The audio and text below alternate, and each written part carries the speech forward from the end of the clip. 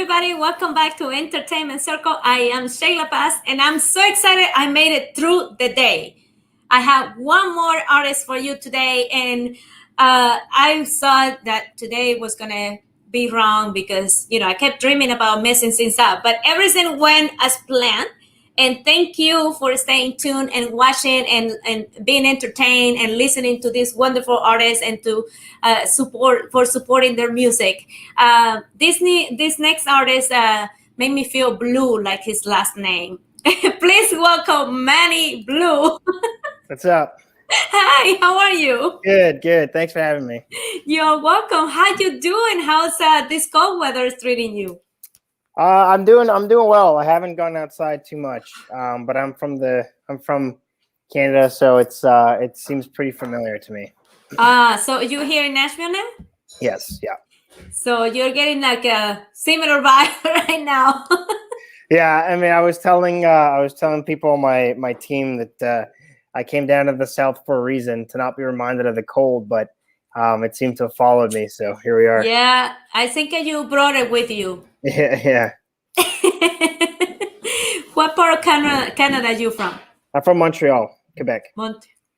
Nice. Yeah. So what inspired you to do music? Well, just I was doing MMA and kind of got injured and wanted to learn a new skill and picked up a guitar and started playing around. I fell in love with blues first of all, and first off, and then kind of took me down this path of country and country rock and all this kind of stuff, and it led me to what we want to do moving forward this year, which is what we're calling country punk.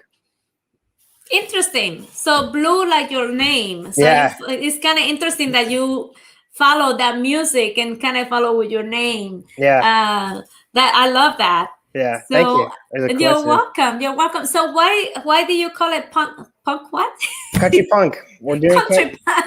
Yeah. So I mean when I came down to Nashville, I thought that I was doing a certain type of music. It was very pop oriented because that's what I knew best. And then because that's what was all my buddies were listening to up in Canada was all the pop kind of pop country songs that were the hits, the top 40 hits type of stuff. They were asking me to play. So when I made my first album, I didn't know anything else. I didn't know better. So when I came down to Nashville and I realized that, a lot of guys are adding rock elements to their country music, I thought that was really cool. And, we kind of took on that. And as I started going down, during COVID, listening to different music, opening my mind to different things, Motley Crue being a big part of that,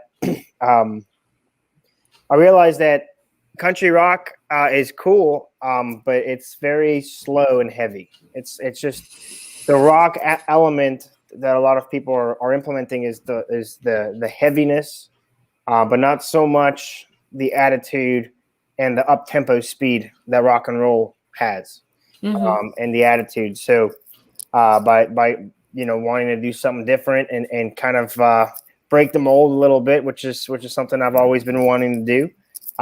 We decided to come up with this subgenre of country punk, which is country songwriting, country music to the core, but kind of punk and rock and roll instrumentation with loud drums and guitars, but also up tempo and fun. And I'm just keeping that thing alive. I love it. I love that you're being creative and creating sort of like a subgenre. And I was talking about that earlier with another artist about what was the genre that he was doing. I don't remember now. I have talked to too many people today. Yeah. But there's always something new, something different, and that's what it makes you unique. Mm-hmm. Yeah, I mean, I think that there's the best thing to do is find a hole in what you're doing and see what kind of way you can fill that gap, fill that hole. So that's the way that I think that we can do it. I think there's a resurgence in pop punk right now, which is awesome. And I kind of want to participate in that in my own way of doing it with the country spin, kind of standing outside of, looking into both windows and waving and saying, hey, we're doing a little bit of both and making it our own. Yeah, that's fantastic. I love it.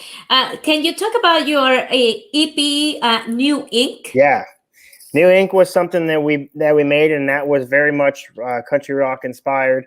A lot of guys that I like who are doing it, kind of was something we were very excited to make and been sitting on for a bit. We had done that back last 2 years ago. Well, I guess in 2019, end of the year 2019, we had recorded that and had it finished, hoping to put it out. The target was spring 2020. Unfortunately, we weren't able to do that, so we were kind of trying to find a space in which we can start releasing it and have it make sense. And I think timing is everything. So I think that we did it the right way. We did it. I obviously didn't want to burn the songs. I wanted to make them have do justice to the songs and release them in a way that would be appropriate and cool and successful. So I think we did that. I think the last thing we've released off that was the music video for Old Money. That's now out on YouTube, and we're moving forward. We're doing Live and Turned Up, a series called Live and Turned Up, which is live versions of certain songs, covers, and Old Money as well, and some other stuff that we have coming that I'm pretty pumped about. So we're having some fun. I can't wait to hear what you have new coming. So pretty much in 2020, you were just trying to get all these songs out virtually. Yeah. We were lucky enough here in Nashville, there was a venue called Sixth and Peabody that let us play. They were doing really good job with the COVID protocols. So at least we were able to play the album on the day it came out as an album release show, which was awesome. It was got us back on stage before the end of 2020, and just had fun with it. Just said, why not go ahead and do this the best that we can for the end of the year here. That just made me happy that you were able to perform when the album came out. That is just great. I'm sorry I didn't know about it. Otherwise, I would have been there. No worries. No, we're starting to release because of the sort of situation that we're in now. We have we're releasing a series called Live and Turned Up on our YouTube channel, Manny Blu Music YouTube channel. And it's live. Since we're not able to kind of showcase what our show looks like right now, we decided to film and record it. And we're really taking on this country punk vibe and energy and really what it is, and we're putting it into the sort of what our stage show looks like. And I think that we have 2 out now, and I think they're really cool, and we have 4 more to release before we start releasing more music. Fantastic. I love it. I just put your website up so they can go in and check out your new series. I think it's going to be really cool. Let's talk about this song. Yes. Born to Ride. I love this artwork. Thank you. It's sort of dark but mysterious and kind of unique. I haven't seen something like that before. Yeah. So when I first got down to Nashville, my manager was talking to me about how much he loves sort of artworks like that for single and album art, where it's of the artist, but it seems like it's still an artwork. And I was a little hesitant about it at first, which is why we didn't do it on the first album. But he slowly was able to show me some really cool ones, and we came up with a really cool color scheme for it. When we filmed, that was from the video. When we filmed the Born to Ride music video, we ended up taking some photos for it, and it kind of became the theme throughout the entire EP. So they turned out great, and I think they were awesome. So I'm glad you like it. Yes, I love it. And when your PR person sent it to me, I was like, oh my God, what a cool art. I love that. Yeah, thank you. Sort of mysterious, and and you can see that is about music, and it's all there. It's all there. Thank you. You're welcome. You're welcome. So what are the plans for this year? A lot of new content. We're hopefully going to release 2 EPs this year. 2? So you've been busy writing. Yeah, writing, recording. We're creating some pods of writers that the first EP is done. it's come from the same publisher that New Ink came from, with the same producer, Aranessa. So that's been a lot of fun to do, and we have some really, really exciting songs on there that I'm excited to release.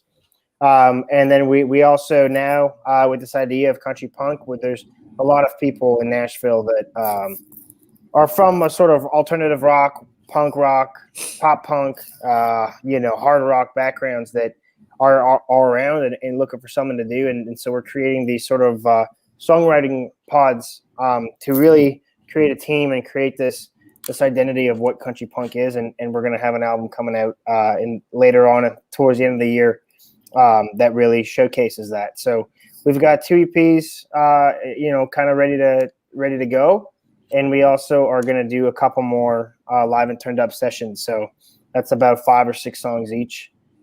So we should be releasing something almost every 2 weeks.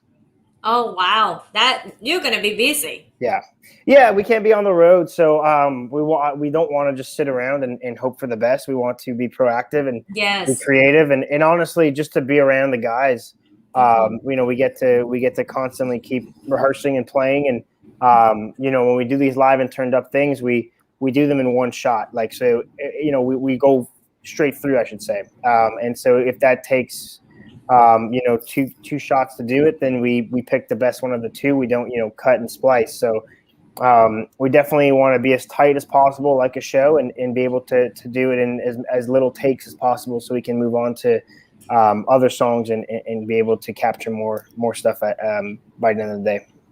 Yeah, that's the way to go. That's the way to do it. And how many band members do you have? I have 2. It's power trio. And so it's a trio. Okay, great. Yeah. Great. So make it small. So you must be making a big sound with us 3 people. Yes. Well, they're both guys from rock backgrounds. I've got a very, very loud drummer.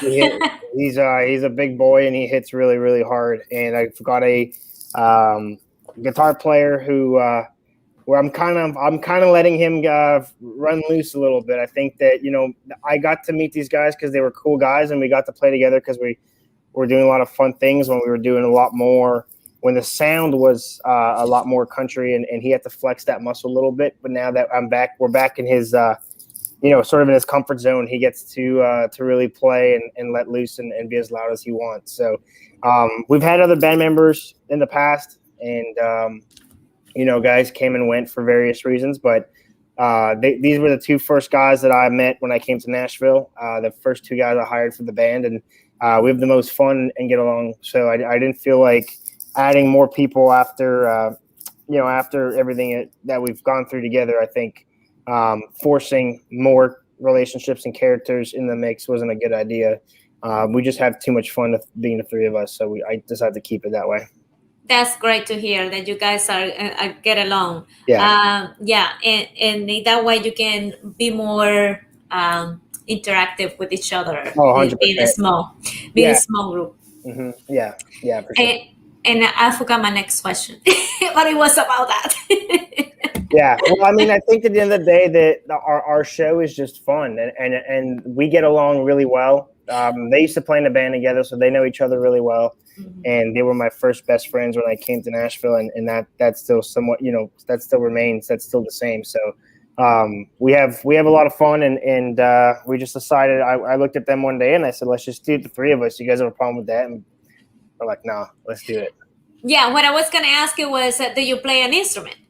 Yeah, I play guitar every now and again. Depending on what the song is, what is appropriate or what I want to do. Obviously, there's certain songs that are a little heavier, and that would require the more instruments we can have, the better off it is. So that's why you couldn't sing for me today. Well, because you needed your band. Yeah. Yes. I mean, I play rhythm guitar fine, but they're really the players, and I really do enjoy singing. I also have I've listened to some people play over the screen like this, and it doesn't always come across all that well. I think I'm there's sometimes it's choppy and things like that. So I definitely, if you want to watch me play live, definitely go check out my Live and Turned Up on YouTube. That was a life I was gonna get out. No, that's fine. I actually got your music video cue here, Oh, cool. ready to show. But I wanted to chat with you a little longer before I show it. For sure. Yes. So I wanted to share Born to Ride. Yeah. And let me see. Let me make sure I do this right.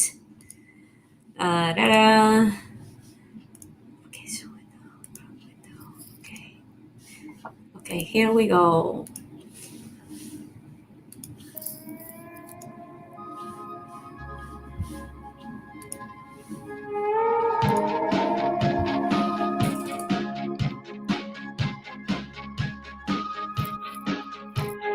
I'm that guy, the one your mama warned you about, baby. Way too wild, too far gone now to save me. You should have been long gone, but you just keep hanging on. You wrap your arms around me, girl, then we throw it in dry. We ain't slowing down, baby. You with me by my side, girl. We ain't running night. Baby, we were born to ride. Girl, tonight, let's take it way past the edge, baby. Cross that line and push this thing into red. And you wrap your arms around me, girl, then we throw it in dry. We ain't slowing down, baby. You with me by my side, girl. We ain't running night. Baby, we were born to ride.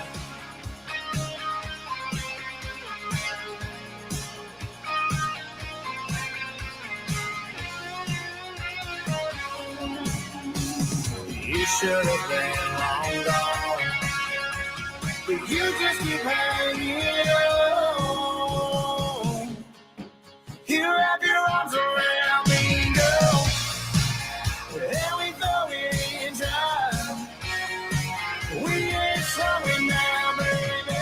You with me by my side, girl. We ain't running night. Baby, we were born to ride. We were born to ride.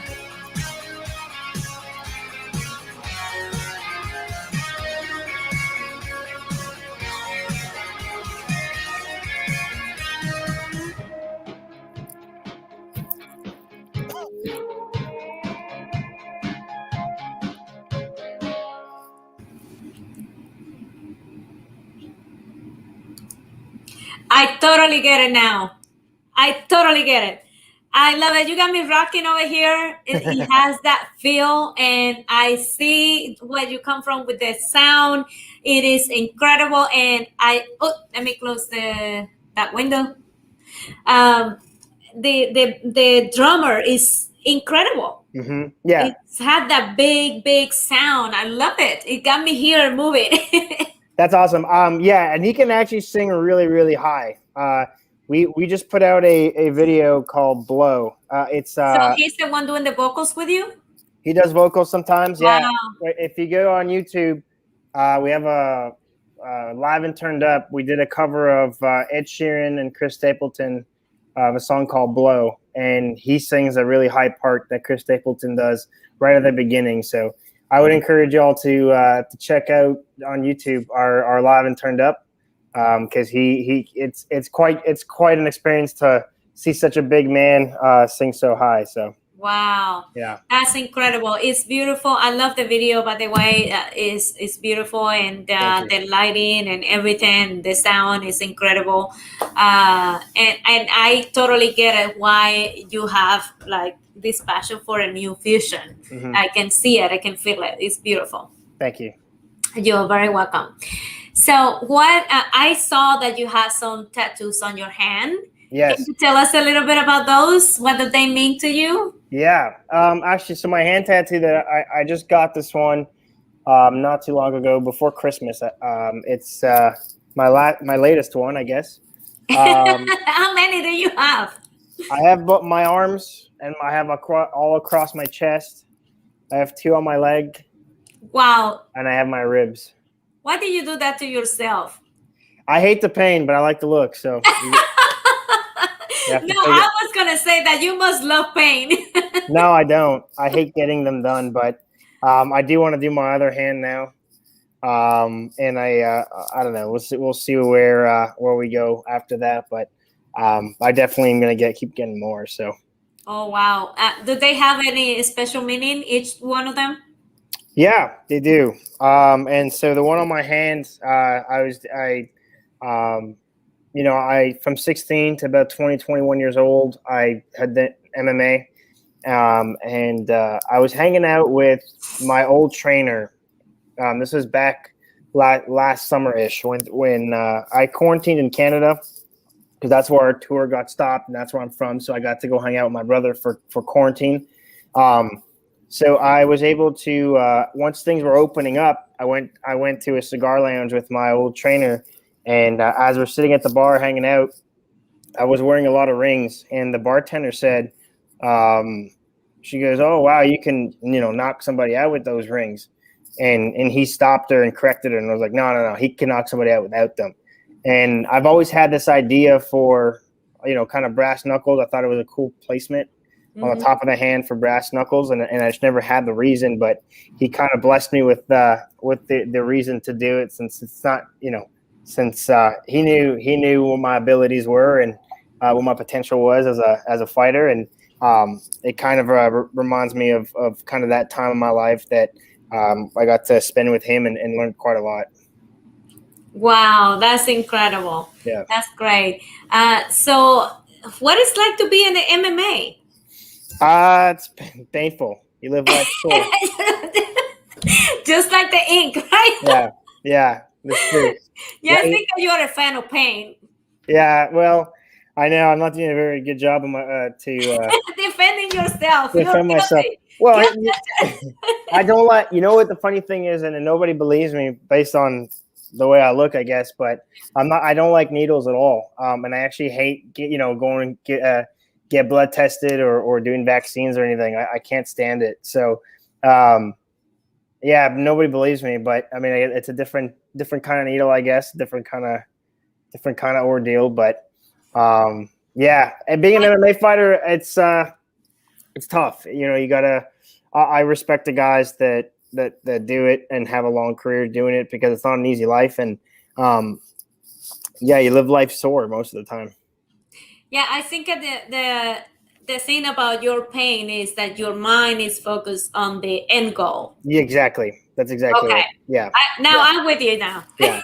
Before I was like, I don't think that you're defending yourself too well here. Yeah. Well, I mean, I think the thing with tattoos is that I kind of usually wait till I absolutely can't stand not having the tattoo, because I've got, like, in my phone, I have a list of things that I want and where I want to get them.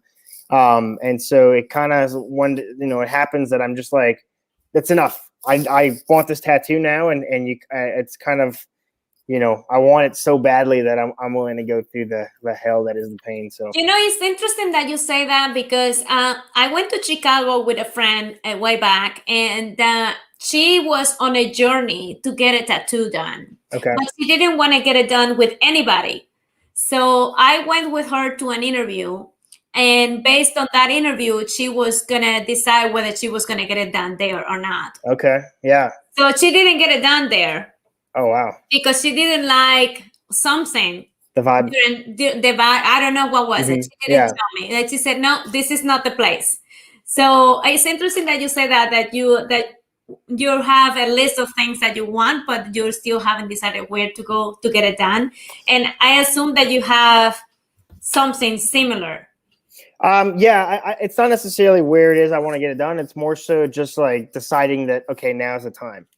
Like everything kind of just clicks, and you know, because I've had the thought where I decided that one day, like, you know, it's nighttime and I'm just like, hey, tomorrow at noon I'm gonna head over to the tattoo shop, and it's coming close to that time, and it's like I don't have to do this to myself, but I am, and I guess it's just like I really want this tattoo, so you kind of, just because, you know, the will is there, and the you know, you want the end goal to be whatever it is, you're willing to go through the hell that it is to get it.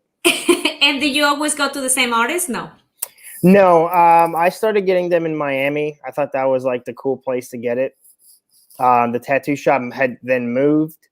In theory, I wanted the same artist to do all my tattoos, and he did 2 of my first 3.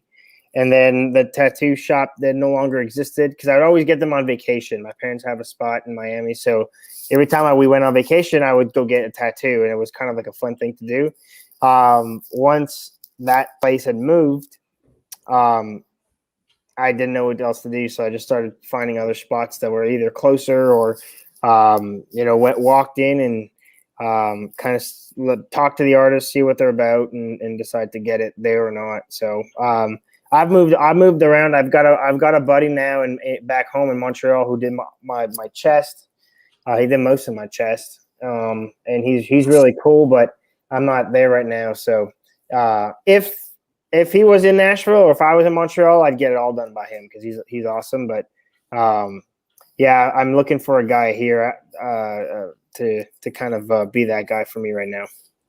Very cool. Very interesting the way you decided to do it. Maybe your next one will be about the new country punk. Country punk. Country punk. Yeah, music, something like that. I don't know. Yeah, something that guides your journey through it. But it's been a pleasure to get to know you a little bit and to get to know your music and where you're coming from. And I know you're going to be very successful because your music is incredible. Thank you so much. And I hope that people go and check you out. Here's this website again, mannybluemusic.com, and the link, I suppose, is the link to the YouTube channel is there as well. Yes. So you can go and enjoy his music and all the cool things that he's doing. And thank you so much for your time. Yeah, thanks for having me. And stay warm. I will. Don't bring no more snow from Canada. No, I'll try to keep it up north. All right. Take care. Have a good one. Bye. See ya. All right, everybody. So there you have it. That was the last interview for today. Please go check out Ali Colleen, Dallas Remington, Mira Gotu, Mickey Lamancia, Exile, Daniel Borge, David Herrera, and Manny Blu. They are all incredible in their own rights, and they all have different feelings to their music. You can go support their music on their websites or on their social media. And I will be back tomorrow with my last day around of CRS country music artist interviews. Tomorrow I have Jason Charles Miller, Andrew Beam, Kali Trout, Anna, Alana McCready, Juna and Joy, Bennett Ruth, Houston Bernard, and Danny Taylor. They'll all be here tomorrow with me, starting at 10 a.m. in the morning. I have 4 in the morning and 4 in the afternoon. Please don't miss it. Muchas gracias por estar aquí. Yo sé que no les hablé en español en todo este tiempo hoy, pero realmente toma mucho tiempo hacer entrevistas en las dos lenguas. Son artistas increíbles y yo creo que la música habla por sí sola y no es necesario hablar el idioma para ser fanático de la música, porque la música nos llena el alma, nos llena el corazón y no podemos vivir sin música, sin arte. Espero que ustedes apoyen a los artistas igual que me apoyen a mí cuando me ven aquí en el programa y comparten. Por favor, visiten mi página web. Aquí está, circotv.com, y usted puede ver todos los programas o las entrevistas anteriores en mi canal de YouTube. Entertainment Circle, igualmente que aquí en mi página de Facebook, Entertainment Circle. Regálenme un like y síganme y compartan todas las entrevistas con sus fanáticos. Thank you so much again for tuning in today, and I'll see you tomorrow. Stay warm, everybody. Ciao.